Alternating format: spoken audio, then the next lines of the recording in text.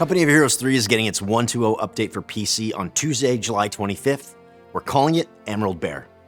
This update includes 2 new maps, several system improvements, new player profiles, bug fixes, and changes to multiplayer balance. Our team is committed to bringing more improvements and additional content to Company of Heroes 3 in the months ahead, and we hope to have more news on those long-term plans in the near future. We need a bit more time as we want to make sure that our roadmap reflects the priorities that are important to players and that our team can commit to delivering on. So stay tuned. Emerald Bear will introduce 2 awesome new maps to all game modes. The 3 vs 3 map, Benghazi, and the 4 vs 4 map, Monte Cavo. Benghazi is a port city that features deadly urban combat through narrow streets and industrial complexes. Broad ports and defensible positions made it an inevitable battlefield in North Africa.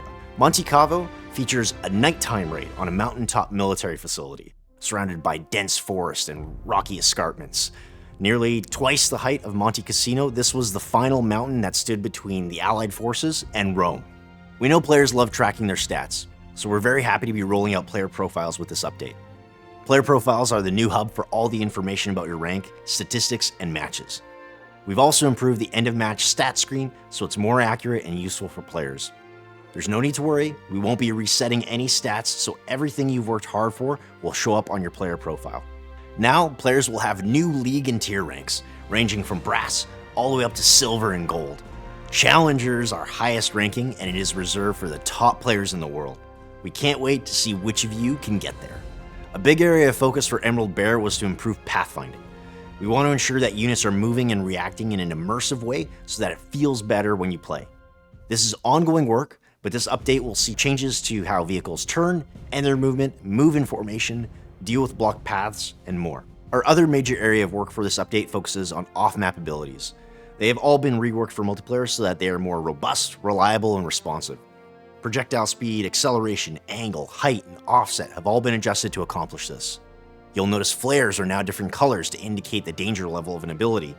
And we've also added ground deformation so you can see the havoc that you've unleashed on the enemy. When it comes to multiplayer balance, each faction has received some adjustments to tone down oppressive strategies and to improve aspects of the faction that were underutilized or underperforming. For example, we've toned down the US Forces Easy 8s, but improved their elite infantry. The Wehrmacht are getting changes to deal with their current dominance, but we're also improving some underused units. Whereas the British forces are getting some general improvements across the board, and the Deutsche Afrika Korps will see some changes to address early game weaknesses to encourage different playstyles. All vehicles have had their speed, rotation rate, acceleration, and deceleration adjusted to improve their responsiveness. Direct fire projectiles will now be more effective and reliable.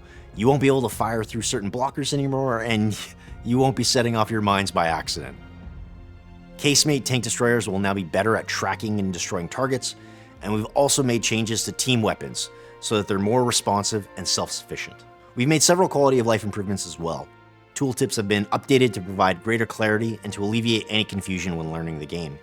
Several challenges have been adjusted to make them easier to complete and to more closely align with what players would typically do in any given match. Additionally, more bug fixes are coming to all areas of Company of Heroes 3. Those include performance, audio, art, animation, general gameplay, and single player. That's going to be it for now. We'll be releasing the full patch notes when the update goes live, so be sure to check out all the fixes and changes coming in 1.2.0. We can't wait to see you dig into this new update. Get ready for Emerald Bear, releasing tomorrow on PC.